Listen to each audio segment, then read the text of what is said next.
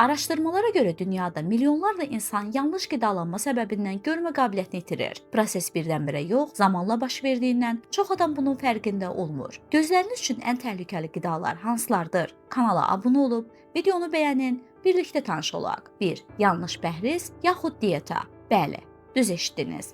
Yanlış diyeta. Əslində bunu biz yox, Rusiyalı həkim Tatyana Zazarova deyir. Onun sözlərinə görə bəzi diyetalar görməni zəiflədir. Orta yaşlı insanlarda gözü kör edən əsas səbəb sarı ləkənin degenerasiyasıdır. Bu prosesi sürətləndirən ağ çörək, un məmulatları, makaron kimi qidalardır. Bu tip karbohidratlar çox tez həll olur, qanda şəkəri kəskin qaldırır. Xüsusən ağ çörək təhlükəlidir. 2. Çox şəkərli qidalar. Şəkər təkcə dişlərimiz üçün deyil, göz damarlarımız üçün də təhlükəlidir.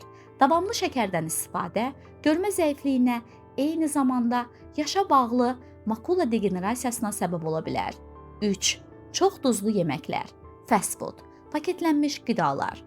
Duz gözün damarlarına təzyiqini artırır, qlokoma riskini yüksəldir. 4. Trans yağlar və sürətli qidalar, chips, şirniyyat, hazır qida və s. Bu qidalar iltihaba səbəb olduğundan görmə qabiliyyətini zəiflədə bilər. 5. Alkoqol və kafein. Həddindən artıq spirt və kafein göz quruluğunu artırır. Uzun müddət istifadə edildikdə görmə qabiliyyətinə mənfi təsir göstərə bilər. 6.